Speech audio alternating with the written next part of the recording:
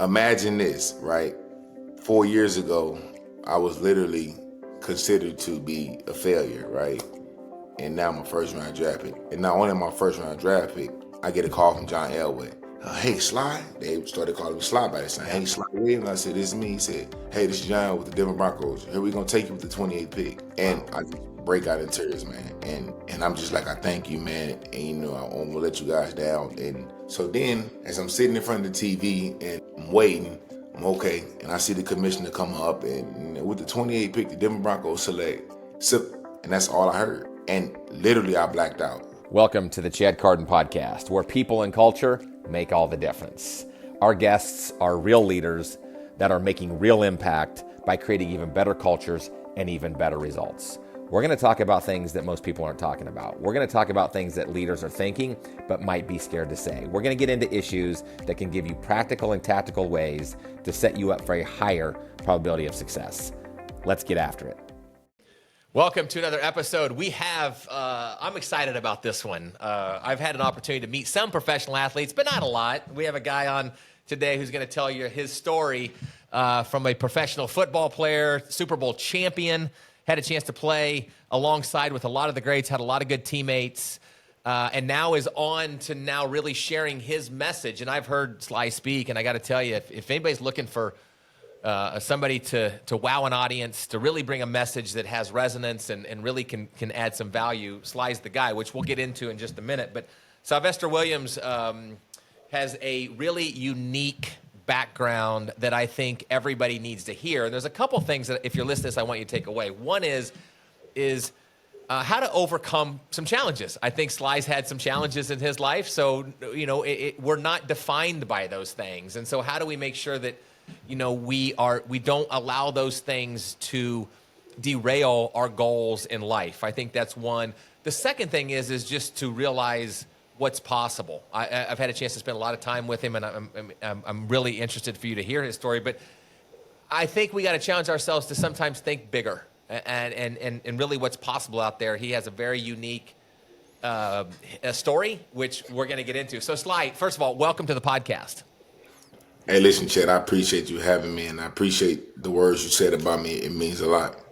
Good, man. Well, why don't we just start here? For the audience, I know your story. I've had a chance, again, to spend some significant time with you, and I'm honored to call you a friend and colleague. But why don't we just start here? Kind of just start with your history, your experiences, kind of go through your life and what's led you to kind of currently what you're doing now. Well, I would say that, sorry, we ain't live, are we? No, we're good. No, we're good. Okay. I would say this,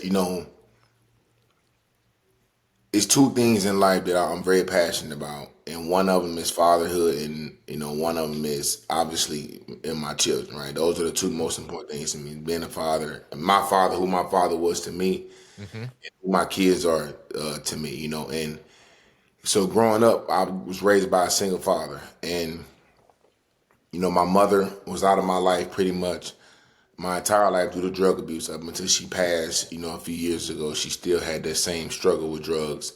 I worked to try to get her in and out of rehabs, and ultimately, that battle won, right? Mm-hmm. So my father was a very strong-minded individual, and he stayed and raised 4 kids by himself, which you talk about 4 kids on a $2,000 a month salary, right? Even though it was in the early 2000s, it was still tough. And so my upbringing was really spent most of the time working. My father worked at a factory from 3 to 1 a.m. And on the weekends, we worked on cars. And then during the day when I was at school, he worked on cars as well. So he was a very hardworking man. Very talented man, though. Very, very, very talented, and never really reached his full potential. And I think that's where I get a lot of my talent from, is from him. And I was just able to turn the potential into something great. And so growing up, I had a lot of struggles. One of them being academic, because I didn't have that home piece, right? We had a mom at home, do the homework every day with you. When I came home, it was just my older sister, my younger brother, and me. So we kind of raised ourselves from that standpoint. And I was held back in the first grade. And that was kind of the beginning of my academic struggles. And I remember, them telling me that they thought that I struggled with reading and that I need to be held back a grade. So they held me back. So I did the first grade twice. And I remember at that time being very embarrassed, right? Because Mm-hmm. you go to school the next year and you see all your classmates and so on and so forth going on to the second grade and laughing at you and making jokes. And back then, I developed this nickname, Flunky, right? Okay. And so it was something that stuck with me because my classmates would call him, and then eventually my brothers and sisters would make pick on me about it. And it really shaped me as far as wanting to do better, right? So I would have years where I really tried hard and did well academically, and I had years where I didn't do well. And when I got into the eighth grade, my father had a relapse, and that kind of put us into a bind because the home that we lived in was my grandmother's home. When she passed, my father ended up taking over the mortgage. Around that time, he had a relapse. We lost a home and ended up actually being a threat to going to protective custody, child protective custody. And I Okay. remember my older sister, who was actually living in Jefferson City at the time, she ended up coming down and getting us. And around that same time, I got kicked out of the eighth grade as well. Okay. And I got into a fight with a guy at school one day, and he got the best of me, and they suspended me, right? A normal suspension, and not feel like I had a fair fight. I Once school reopened, once I got back into school after the suspension, I immediately attacked the guy again. Okay. And so they said, you know what, we're kicking you out. We sick and tired of this, and come back with your father. Well, the problem is I didn't know where my father was at. Yeah. And so I pretty much just stayed home and had to become a man at a very early age. I would go to the grocery store, save a lot, and I would shoplift. That was kind of the way of me, feeding my brothers and sisters. And I remember getting caught one day by the manager, and instead of him calling the police, I kind of explained to him what was going on. He said, "I tell you what, I work out a deal with you." He said, "If you come over every night and you bring in all the shopping carts, I will allow you to get some food for the night." So that was pretty much my job at that age, bringing the carts up. And eventually my sister came and got us and took us to Jefferson City, which I would say honestly was probably the greatest thing that happened to me. Because hold on, sorry, I'm coming down off a cold. It's all right. I would say that's the greatest thing that had happened to me because it put me in a different environment. I grew up in St. Louis, Missouri. It was a kind of a rough area. Going to Jefferson City, it allowed me to not have to worry about going to school to fight every day. Not have to worry about, because my sister was able to wash our clothes and feed us every night. So I didn't have to worry about having that same grind that I did in St. Louis. And so it started off really good. You know, got there, she got me enrolled in school. I started to do really well. And around the summer of my eighth grade year, my father came back into the picture. He went to rehab, got out of rehab. So then he started driving back and forth between Jefferson City and St. Louis, and got back in my life and got back in our life and everything. And my older sister started to become, money hungry. Mm-hmm. My father was paying money. She wanted more. She wanted to try to gain full custody of us. So one of the things she did was took him to court to try to gain custody of us. And of course, he went to court and eventually won us back Okay. from her. And that really put a bad taste in her mouth. And so that kind of created some conflict, with us. So the first thing I thought was, let me go get a full-time job. So first thing I did when I get 16, go get a job. And I started working the job every day, as many hours as I can. And upon doing so, I started missing school, going to school late. And so, of course, what happens my sophomore year in high school? Well, they kicked me out of school again for missing too Wow. many days. And Chad, that was a turning point in my life. And because they gave me two options, they told me GED or alternative school. Mm-hmm.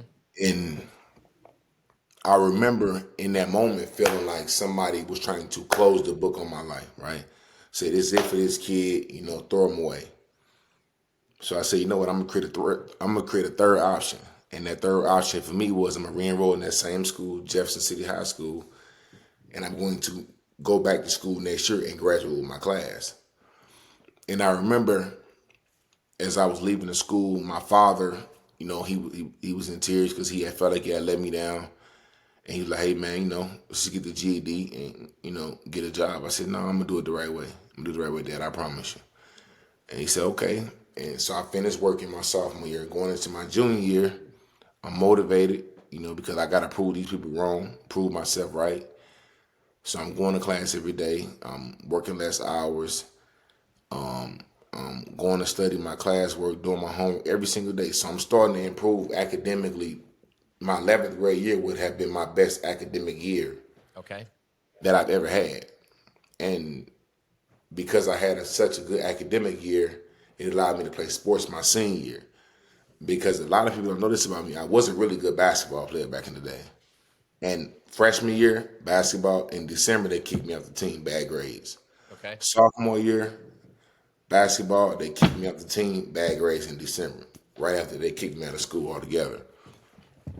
And so, towards the end of my 11th grade year, I'm walking down the hall, I'm leaving class, and one of the football coaches ran into me and he talked to me about playing football. And I'm like, football ain't my thing, my basketball player. He said, man, you a big guy, just give it a try. I said, okay. And so I went down to the facility, started working out with the team, my teammates, met the coaches, and I fell in love with it. I fell in love with the brotherhood. I fell in love with the discipline, the leadership qualities that it taught me. But I wasn't that good of a player. I had never played the game before. Now, my father was a really good football player in high school. But me, I wasn't a good player because I didn't understand the game. Mm-hmm. Turnaround was so quick, I didn't even have enough time to learn the game enough to be effective my senior year. And so upon playing my senior year, I started one game, which was senior day. And we got beat by like 55 points. So it was a pretty bad loss. And, I wore it on my helmet. It's one thing I joke about today. It's like, I won a Super Bowl, but in high school, I got beat by 53 points one game. And so once I finished the football season, I was able to play basketball that year. And so the second half of my senior year, I ended up adding a fifth period to my school day. So I would do regular class, then I would add a fifth period, which was a credit recovery period, which allowed me to make up those credits I missed freshman and sophomore year. And in 2008, I was able to graduate with my class, Okay. which at that moment in my life, I felt like I hit the lottery, because it was a huge goal of mine. It was a difficult goal of mine. And the environment that I grew up in, they told me success for me was graduate high school, factory, right? That was what success looked like. And so, of course, me looking up to my father and the man that he was, I graduate high school, I immediately go to a factory. I don't even know if you know this factory. It's Modine Manufacturing Company. It's out in Jefferson City. Okay. It was my first job out of high school and loved the job. I was making about $400 a week. And one day my machine broke down. And when it broke down, the guy that came in and fixed it was a guy that had been there about 40 years. And he said, hey, I'm going to retire here in May. And I just remember thinking to myself, like, I don't want to be here in 40 years. And I was 19 at the time. Yeah. So I don't want to spend the rest of my life here. And not that there's anything wrong with it, but I've always been a big dreamer. Mm-hmm. And so I came up with this crazy idea that, I was going to go back to college and, try to get a degree. At the time, my degree was going to be engineering. And so I remember leaving work one day because I would work 10:30 to 7 in the morning. And so I remember getting up work one day and calling my high school basketball assistant coach, Andre Simon, who was like a mentor of mine. And I remember calling him and I said, hey, coach, I want to go back to school. And I give him a huge amount of credit for my success because he said, hey, okay, when you get up work tomorrow morning, come see me. Yep. Remember, I'm first generation college graduate. So nobody in my family could walk me through these steps. My father, my mother, and so when I got over the next day, we started from square one. He said, okay, tell me what you want to do.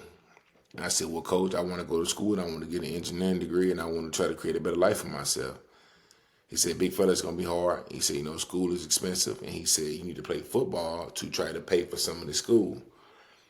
And at the time, I'm like, I wasn't that good of a player. He said, well, you can work hard and become a better player. He said, but you need to use football to pay for some of the school because you don't want to leave with all this debt.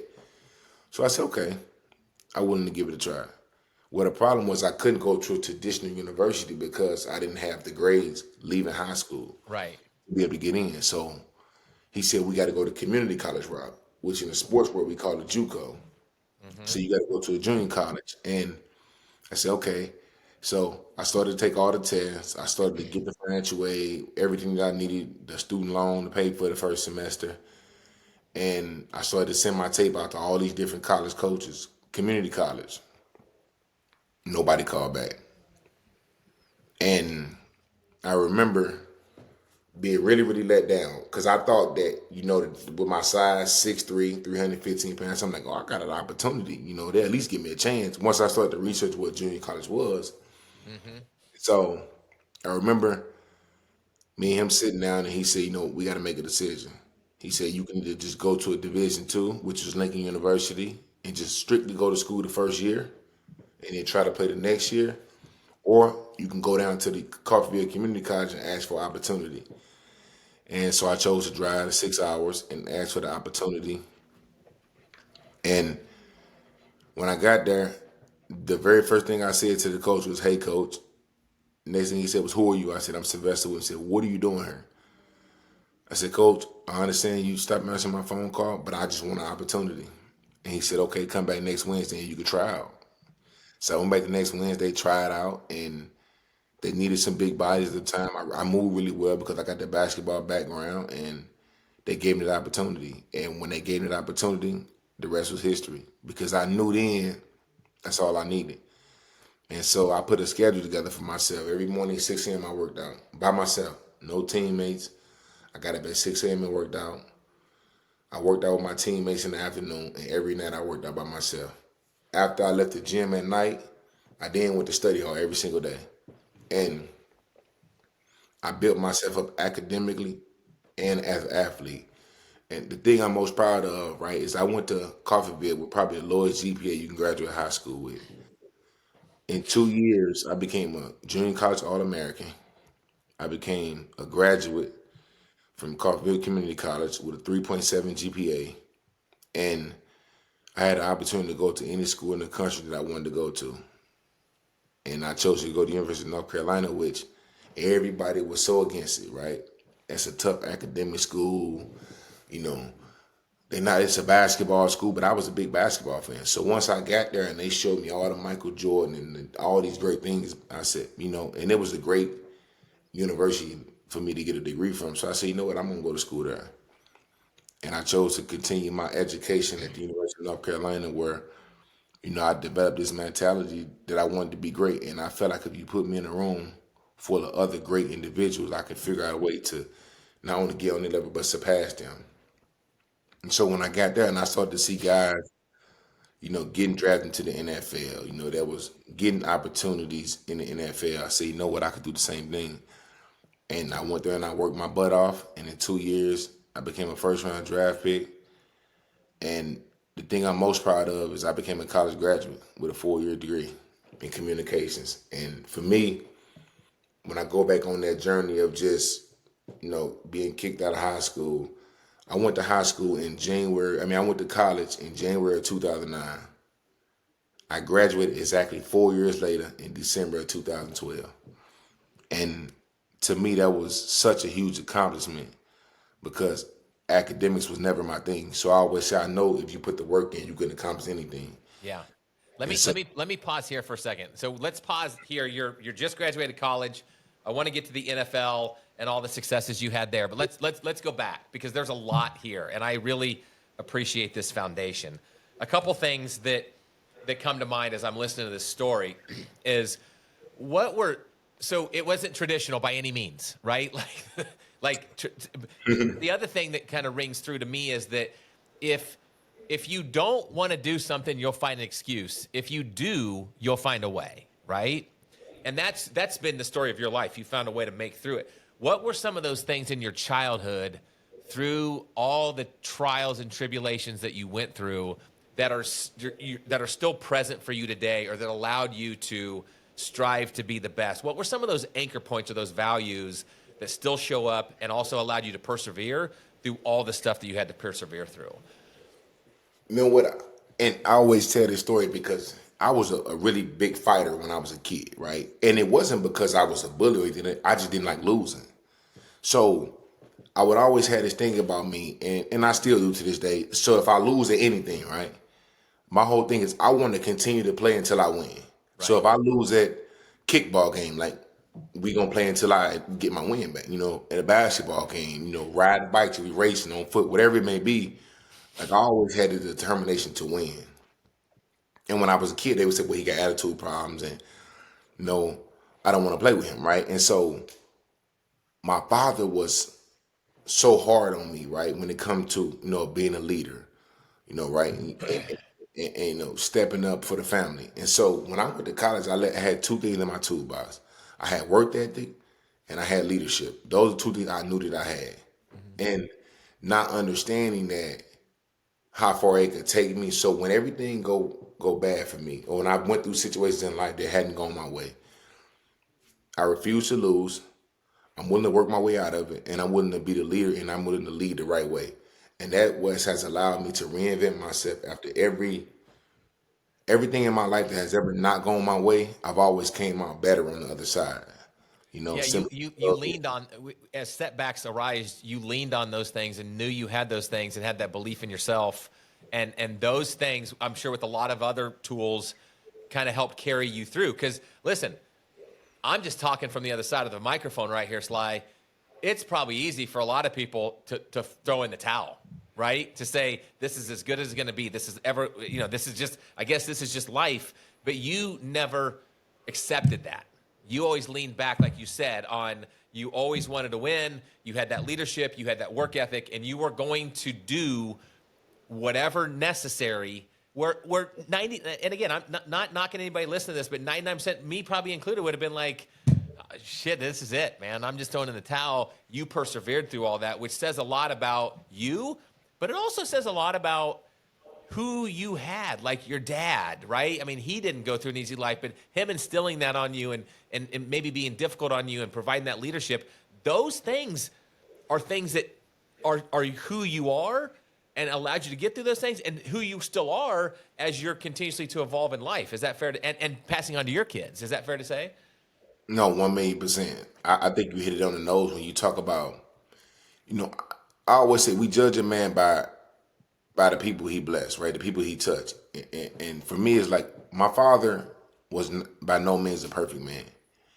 But when you look at his children and the success that we've been able to create, right? You talk about three entrepreneurs.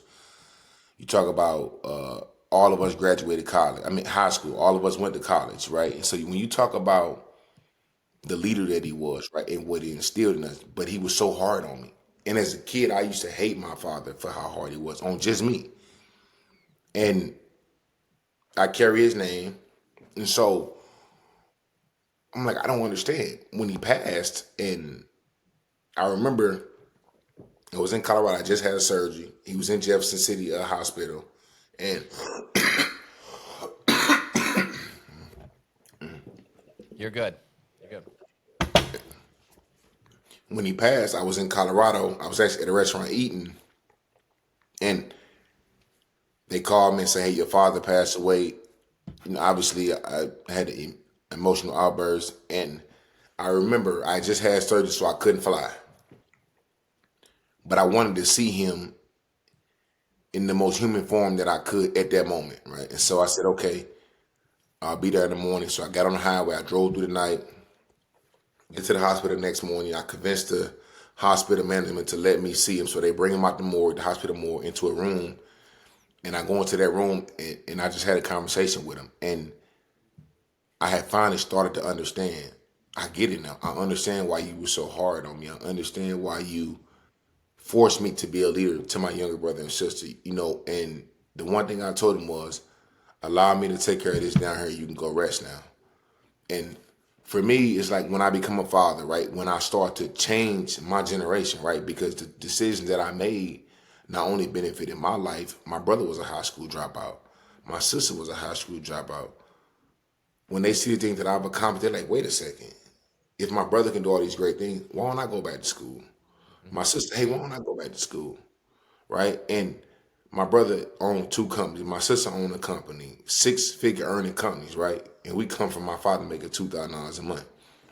And so when you talk about the change of just my entire generation, my cousins and my aunts, I got people that I helped get it really all these different things I've done that came from who my father was and what he instilled in me.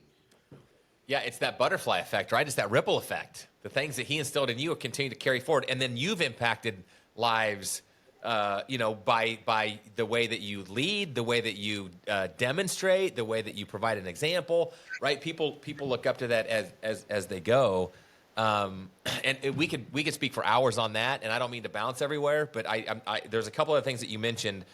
You mentioned when you found football that you fell in love with the brotherhood and the culture and things that it taught you. Talk to us a little bit about that. How was that something that you felt you needed in your life? Was it like it was just kind of divine intervention that you needed that, and that was another anchor point in your life to kind of help you navigate through everything you navigate through?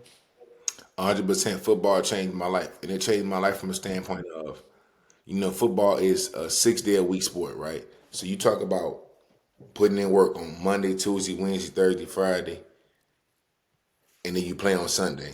And so you talk about I have no choice but to number one put the work in myself, but I gotta rely on 10 other people to do their job. And so I always say this, football is the one sport where trust is put on the highest platform it could be, right? Because I can do my job to the best of my ability and I can overachieve in my job. However, if the guy next to me don't do his job, we all fail.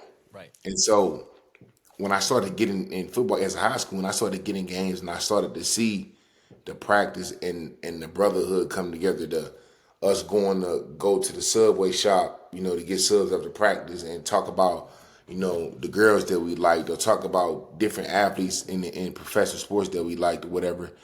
And you start to see when you face those moments of adversity, how we all came together, right? And I tell you, it was just something about that for me. It was just something about, putting the work in and working really hard as a team and watching us improve week by week.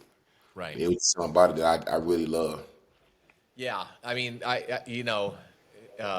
think that's key. That was to me, and again, I don't want to put words in your mouth, but that showed up at a time that was really the right time for you. That allowed, and it obviously evolved into college, into the NFL, which we'll get into in just a little bit. Another one you said, another word that comes to mind when I think about you, Sly, is resourceful. You were resourceful, even to the point where you had to go steal food, right? I mean, you were resourceful because you did because you had to do to take care of your brother and sister, and then, but also I think there's a couple things indirectly that I want you to touch on. One is other people giving you grace, and I mean like the store manager, right? I think that he could have went another way, but he didn't. And then you also mentioned you called your assistant basketball coach with mentorship. How important, and then your father obviously is another one. How important have those people or mentors or those, how have those people been important to your life? And then the second part of that question is, how important do you think they are in all of our lives? I think when you look at life, I always tell people this, man. It's like, I've always been a good kid. Well, I'm a man now, but I've always been a good person, right? I've always done the right thing, and every situation that I've been in, I've always been extremely respectful. And I get that from my father as well. And so, and I've always been honest, right? I'm one of those kids that's like, I'm gonna tell you my situation. Like, yeah, my mom's on drugs, my father. And so, what I started to realize was people were really open to helping me, and my high school basketball coach, we created this system, right? Where literally every day when I go to school, it's an accountability system. Every day when I go to school, the first thing I would do, I was walk by his office and I would say, "Hey coach, I'm at school today." And he would say, "All right, big fella, have a good day." And for me, it became bigger than me because I went from not really caring to, I didn't want to let the people there that I knew cared about me, that I knew that were invested in me. And so I started to really work hard for them. I started to work hard to make my coach proud, to make my father proud. And then when I started to see, people started to, "Hey man, great job." That was a good feeling. So, and for me, I just always believed that, being a good person. And I never was a person that went with my hand out, right? I never been a hand on, "Hey, can you give me this? Hey, can you do this for me?" And even when things were at its absolute worst, I tried to figure out ways where I could go make money for myself. I owned the lawnmower that my dad helped me build. and I would make money cutting lawns. And when it snowed, back when it snowed, I get the shovel and I go make money doing that. And so all these different things, I try to figure out ways to make a way for myself. None of these was ever doing the wrong thing, right? I Right. never was the guy that said, okay, I'm gonna sell drugs. Okay, well, I'm gonna join the gang. And I talk about this story before, but it's like I remember a moment in my life where when I talk about being a leader, three of my best friends when I was in high school, I was leaving work. I worked at Backyard Burger on the Boulevard, and I was leaving work one day, and as I'm coming home, and I'm going to one of my girlfriend's house, hang out with her for a little bit, and she kind of lived, about 2 minutes from where I stayed at, and I'm coming up the hill in the projects in Jefferson City, and all of my buddies, and I'm talking about these guys I hung out with every day. These guys I played basketball with, I done everything with, everything. And so they was all kind of huddled up and they was talking, they was dressed in black and they was about to go commit a robbery. And they say, talking, they say, hey man, we ready to go rob such and such. And they say, what's up, man, you want to roll? And in that moment, I'm like, no, I'm cool, man, y'all go ahead, and a part of me wanted to be cool, a part of me wanted to, join my friend, but I also knew that was wrong. And I also wanted to be my own leader.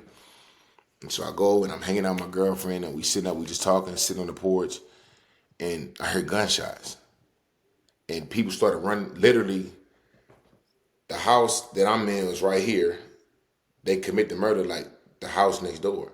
Wow. And so we hear the gunshots and we see people come running out the house. The house next door was having a party. They come running out the house. And a few hours later, we find out somebody was killed. And so the next day, obviously, my buddies are arrested and they go to prison. And it changed their life forever. And one of them was able to get out. Well, so neither one of them committed the murder. It was an adult that committed the murder that was with them. Mm-hmm. He ended up shooting the guy. The guy passed away. And so all three of them got 10 years apiece. 10 years, 10 years, because we was only 15 at the time, 16 at the time.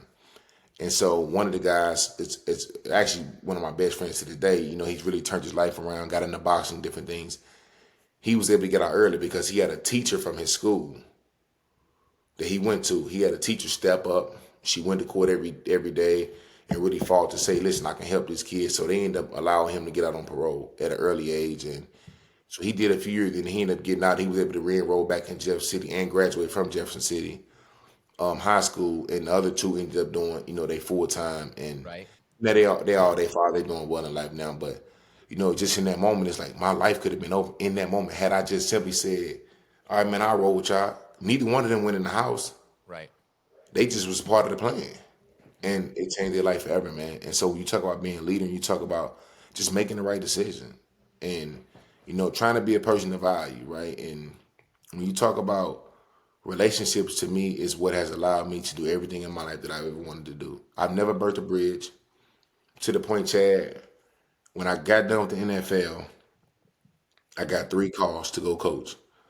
One at Coffeyville, one at Arkansas, and one in North Carolina. And so you talk about me, the people that I've blessed, the people whose lives I've been a part of, Right. saw the value in me. And they say, you know what? We know that you could be an amazing coach, right? And obviously I chose not to go that route, but when you talk about, I could pick up the phone and call anybody I ever played for, ever coached, and I always tell people, man, try to have a mutually beneficial relationship. Right. And so when I talk about, the relationship that I do have that hold value, I don't just pick up the phone and say, hey, I need ABCD. I call them around Christmas time. I text them, Happy Father's Day, Happy Mother's Day, whatever it may be, because I always want to stay in the front of their mind because I never know when I may need this person. And I Right. don't want to go to this person I haven't talked to him in 3 years, like, hey, I'm running to an issue. Can you help me do A, B, C, or D? So I would say, man, not only build relationships, but water them, though. Yeah. Well, I think what you're saying, the relationship one, then I want to go back to the kind of the mentors and the impact. One is, a relationship is like a bank account, right? And I'm not talking about manufacturing. I'm talking about authentically and sincerely putting in deposits because there might be times where we have to make a withdrawal, but I don't want to be overdrawn, right? And so how is that mutually beneficial? I think that's key. The other thing that you mentioned was with with that teacher, with that coach, you didn't want to let people down, but that coach, I think and maybe not you because you're kind of a self-driven leader, but sometimes people just need somebody to believe in them, right? Like, when all the chips are down, it's like you just need that one person that's going to just give you an opportunity to believe in yourself because they believe in you. And like you mentioned, you didn't want to let him down. And that teacher to your buddy that was part of that robbery, they stayed with them and advocated for them. And sometimes you need those people in your life to create tailwinds that allow you to continue to go when maybe one person thinks that there's no hope. And I think that's key in what it is you're saying. I could do this for hours, Slide. Yeah. I don't like you right now because you put so many ways I could go with this conversation that we don't have the time. But maybe there's a part 2 to this. Another thing that you mentioned in this was your self accountability. Right? You did practices on your own at 6 a.m. You went to study hall afterwards. And I'm sure that you were doing that because you wanted to be part of the team and you were motivated. But what I gather from that, and correct me if I'm wrong, is that success, there's always probably a suck factor in success, right? And it's easy to, if you focus on the suck factor, you're probably going to wash out. But if you focus on the vision and what you're trying to accomplish, and you mentioned you're a big dreamer, you've always been a big dreamer, it's not easy, but it's easier to get through the things that you have to do because your mind is on the end game, the result that you're looking to accomplish. And that probably kept you motivated and kept you self-accountable, plus knowing that you didn't want to go back and work 40 years in that factory. Is that fair to say? You're absolutely right, Chad. And I think you hit it right on the head. It's like when you talk about all these dreams you have, and I said, there's no shortage of talent, right? It's talent everywhere. When I went to college, when I went to Coffeyville, that was 4 high school All-Americans. That was guys bigger, faster, stronger than me. And what I realized was I found the way I can close the gap.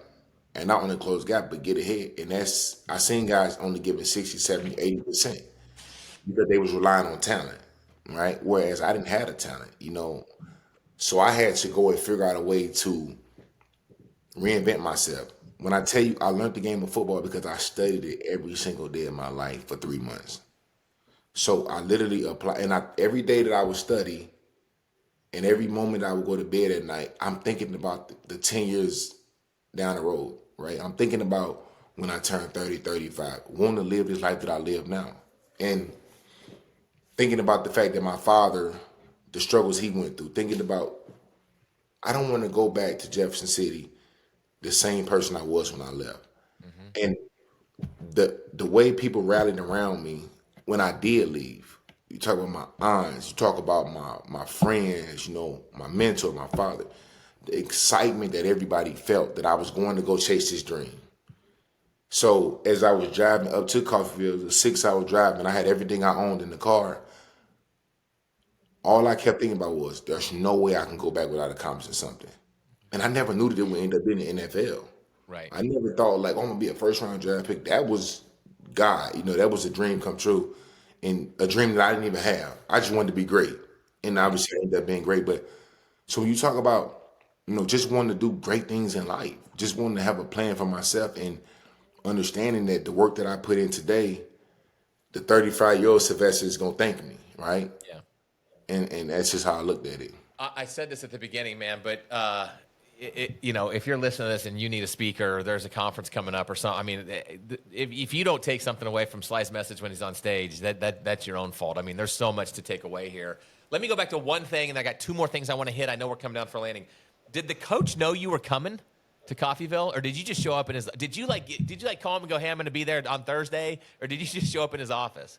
He had no idea, because I couldn't. I sent him, so I got him on the phone. And I said, hey, I'm 6'3", 315. I play offensive and defensive line. He was, oh, yeah, we need some big bodies. Send me some tape. So I met him the tape. And when he saw that tape, no phone call. Not a coach on the staff answered my phone call. And I was a terrible player, so I understand. And so when I showed up, he was shy. He was like, who are you? And I'm like, I'm Sylvester Williams. He said, what are you doing here? And I'm like, I just want an opportunity. So he was shocked. And I'm extremely thankful that he gave me the opportunity. I still talk to the guy to this day, and I still thank him to this day, because he could have said, hey, man, get out of here. Right. Okay. See, that's just another characteristic, just talks about your character and you basically had no plan B, right? You were, I call it burning the boats, right? Because when we have a plan B, sometimes it's easy to give up on plan A, but you had no plan B. You had all your shit packed in the car, knowing that you weren't going back to Jeff City without, like you mentioned, accomplishing something. Dude, that's incredible, dude. All right, now let's get to so you North Carolina, you're done. You're a first-round draft pick in the NFL. Talk to us about that journey. So, and all the way to Super Bowl champ. And like you said, you have some big names in your Rolodex. Not to brag or that you leverage those or anything, but you've made some contacts because you've watered those relationships, in your words, that allow you to have a network that's pretty phenomenal, right? So talk to us about the NFL experience. I mean, you just remember. I remember on draft night, I was in St. Louis because I went to New York. I was gonna go to the draft party, and my father couldn't travel. We couldn't get him to travel because of his health issues. He started having real bad health issues around that time. So the draft was on Thursday. So I said, I'm gonna fly home and spend the day with my father. So I arranged this big party. Had about 50 people there, at a hotel suite, 2 hotel suites connected together in St. Louis. And so I get home and get into the hotel, and I'm talking with friends and family, and a bunch of the people I talked about is there, and the NFL draft come on. And I remember I'm just sitting there and literally just looking at the screen, waiting. And the way the NFL draft works is they call your phone before it go on TV. And so as I'm sitting there and I'm just, waiting around, and I see a 303 number call me. And I pick it up, and it's John Elway. So imagine this, right? 4 years ago, I was literally considered to be a failure, right? And now I'm a first round draft pick. And not only am I a first round draft pick, I get a call from John Elway. Hey, Sly. They started calling me Sly by this time. Hey, Sly Williams. I said, this is me. He said, hey, this is John with the Denver Broncos. Here we going to take you with the 28th pick. And I just break out in tears, man. And I'm just like, I thank you, man. And, I won't let you guys down. And, okay, so then that's the phone call part. Now, after that, they get you off the phone, and then they say, okay, we're going to call you back after we announce the pick and arrange your travel. So then, as I'm sitting in front of the TV and I'm waiting, I'm okay, and I see the commissioner come up, and with the 28th pick, the Denver Broncos select. So, and that's all I heard. And literally, I blacked out. And I just remember being full of tears.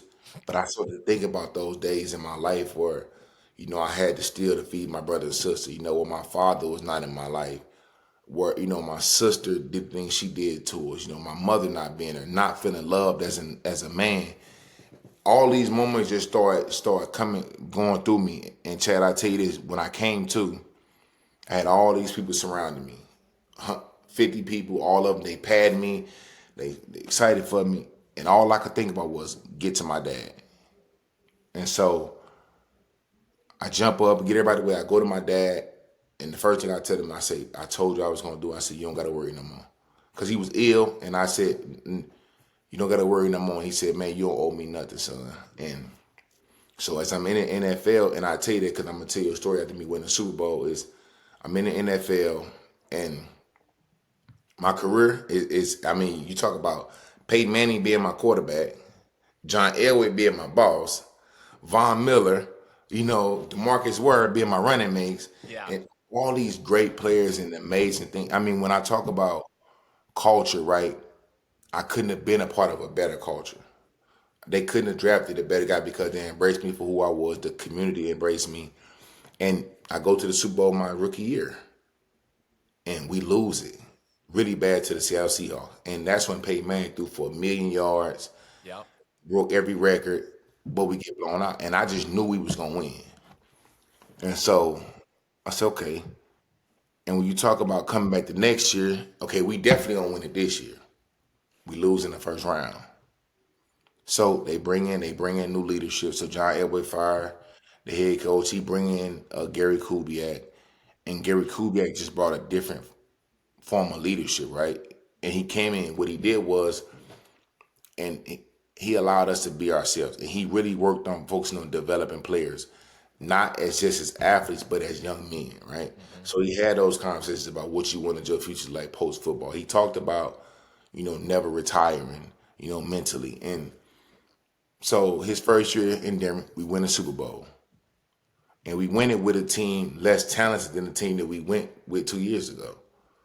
And so we win it, and I remember my father couldn't go, health issues. And I remember as I'm headed to lead a Super Bowl, I see this jacket. And I don't know if I don't even know if you can see it on my screen, but this jacket right here, you see the jacket? Yep, I see it. So I see that jacket right there. It's a black Super Bowl 50 right here. Got a big old Super Bowl 50 on the back. And I said, man, I'm going to keep that for my dad. So I get him the jacket. I take it home to him. And he put it on. He fall in love with it. And he took a picture with it. So that's the picture I got. He also turned around and showed the back of it. And he just chunked up the deuces like this. Well, my father died a year later after that picture was taken. And wow. I always say, I felt like that was his way of saying, my son understanding now I can go to rest, right? I can go rest now. Yeah, job well done. My right. work's done here. Yeah. My work's done here. So he passed away. So that's just a very sentimental moment for me. And so I played for Denver the next year. I won a Super Bowl, and I played the next year. Then I leave and go to Tennessee. We make the playoffs, have a good record, and I get fired after the season, which probably my best year. Statistically, everything, I have a great year. And they called me and they said, hey, Sly, listen, we got some cap issues. You make a lot of money coming up this year. And so we got two options, take a pay cut or, we release you. And at the time, I thought my value was high. Yeah. And I could land on my feet. So I say, we'll just release me. They release me. I go to Detroit. And when I go to Detroit, complete dumpster fire, right? We losing every game. We can't stop the run, which I'm supposed to be a run stop. We can't stop the run. So then I get fired there. And, at this point, I'm like, okay. I'm starting to see the business side of everything. Go to Miami, finish year in Miami, have a great year in Miami. The next year, go to LA, finish season in LA. And then finally, the last year, Denver, they say, hey, come on home. And so Denver, they bring me back home, play my last year in Denver. And I capped my career off in Denver, and which I felt like was a sweet thing for me. Well, see, that's the other side that most of us don't see, Sly. Like, you make the NFL, you're the 28th pick in the first round. You go to a Super Bowl. You go to 2 Super Bowls. You win one. You have a lot of success. But it doesn't mean that every day you're on high. You had trials and tribulations in the NFL, right? Going to the different teams. I'm sure the cultures were different. The coaching was different. The brotherhood was different. And so those are the things that, somebody looks at your life and like, man, he made it. And you did. And you have a lot of successes. But that doesn't mean that there's still not trials and tribulations throughout, your life, no matter where you're at and what stage. And 100%, Jay. When you talk about, when I was in Denver, you heard that saying, the grass is not always greener? Yep. I should have took the contract that Denver offered me to stay in Denver. I didn't. I left. And what I learned when I left was I understood the business side of it, right? Yeah. And I understood why certain teams win at a high level and why certain teams don't. Mm-hmm. And what I can say about Denver is they was an A-class organization from top to bottom, right? And, I remember the conversation that John Elway would come in and have with the janitorial staff. I come in, I see him eating breakfast with the janitor. I see him come and eat breakfast with the medical staff. I see him spending time with everybody. And, I talk about this all the time because, the way your leadership treat the people beneath them, right? I talk about skip level communication. When you talk about being able to go down those levels and be able to invest in those people and develop those people, right? And Denver was such a well-ran organization to the point where when I walk into the building in the morning, right, you talk about 53 guys on the roster, yep. 11 practice squad. When I go in the morning, the chef, he knows exactly what time I come in every day. He knows exactly what I eat, how I like it, egg whites with a side of bacon, mushrooms, and a little bit of cheese. As I'm coming in the building every day, Alfredo, he got in my breakfast right there ready for me, hot and ready. So I leave there. I go into my locker room. the training staff to know exactly what time I get in the hot tub. So you talk about the different things that play a huge part in our success. I leave and go to a different organization. Now I go into the breakfast. They got a buffet style. Yeah. The food not the same. Now the training staff not the same. The equipment staff not the same. So it's like, okay, now you got to work to get your body together. Now you got to figure out different routines, different than that. And I go to another organization, and the leadership is just a complete dumpster fire. And so now you got guys in the locker room. We arguing with each other because the coach said this. And so I started to realize, like, man, I understand why certain teams win at a high level and why certain teams lose at a high level. Yeah. Yeah, it's all in the details, right? I mean, the little details matter because they add up to an aggregate or to a total that really create championship cultures, championship programs, and championship results, which you, again, through your lens, which is very unique, Sly, you experienced kind of all of that. And again, not disparaging anybody else, not right or wrong, but there's just differences in professional football teams, in companies, in small businesses, and those things matter. And I think sometimes people overlook that stuff because we're just so focused on getting results, or so focused or fixated on the big goal that we forget these little things along the way that make a big difference. Okay, listen, I mean this. I got 5 minutes left. We're over, but this is so good. One more topic I want to talk about, because you mentioned it before I think we hit record, was now we'll talk about where people can find you if they want to bring you on as a keynote and all those different types of things. We'll make sure that they get that information. But now I think your life is sort of a servant leader, right? With your kids, you coached your boy this fall. You kind of set aside keynotes this fall to coach your kid in football. Talk to us about some of the things, because I think you and I have a lot in common with our number one mission is impact, right? Impact as many people as we can. Talk to us about how what you're doing now and how that's fulfilling your mission of impact, because you're leaving a legacy now on people that you might not ever realize you leave the legacy on with the work that you do. Chad, when I retired in 2020, I had a business that was doing really well. And what I found myself was depressed, right? I found myself lonely. I pretty much lost the family that I had worked for. My children was at risk because I was spent so much time chasing this financial goal, let's say. And so I went through a form of depression. And what I realized was, I remember doing my first speech. And before I did that speech, I was nervous, like I was about to go play in the Super Bowl.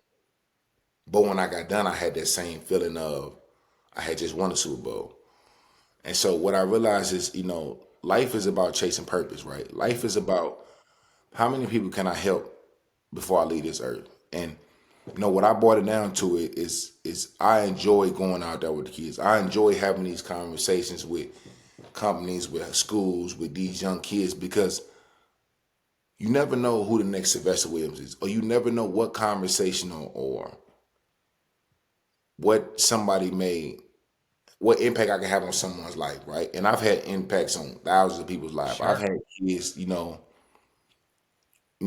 tell me some things about life. It's just like, nobody believes in me, but you believe in me, right? Yeah. And so it's just like, I just came with this notion, like, man, I'm really, dedicated to being a father to my 3 boys, being a husband to my wife, and really just impacting as many people as I can. And I always say this, before I leave this earth, I want millions of people to know who not Sylvester Williams is, but who Sylvester Williams Sr. is, because he is the reason for who I am today, right? And Yeah. as many lives as I could touch, as many organizations as I can help change, that's my purpose now. Yeah. So, well, I can tell you, buddy, and again, I know we've known each other prior to this, but you've impacted my life. I've known the story, but hearing it for this time, hearing it again, it's emotional. How do people find you if they want to hire you? Talk to us. Where do they find you? So you can go to my Instagram page, Sly Williams Motivation. This same page, same website, Sly Williams Motivation. Or you can find me on LinkedIn at Sylvester Williams. And I would love to bless any organization that I can. And I'm very confident in the dreams and the mission that I'm that I sought out to be. I'm going through a phase in my life where it's about impact, and so I'm excited about this journey. Dude, man, I'm telling you, there's a whole. I want to dig into the emotions before the Super Bowl game. Like this might be a Yeah, series. Sly, I might have you back. I mean, I don't want to hijack your time, but like we could talk for an hour on just the emotion. I mean, I get amped when I coach my sixth grade kids championship little football league. I can't imagine being on that stage and but also how you have to manage that so you can actually perform, right? I mean, yeah. there's a football game to be played. So that, I think what you're doing now listen, I can't say enough. I appreciate your time. Thanks for everything. Again, if you're looking for somebody, there's a lot of opportunities for speakers out there, but you got to check out Sly. He will not disappoint. So Sly, thanks for being on the podcast. Thanks for doing what you're doing and driving impact, and just keep kicking ass, my man. I appreciate it.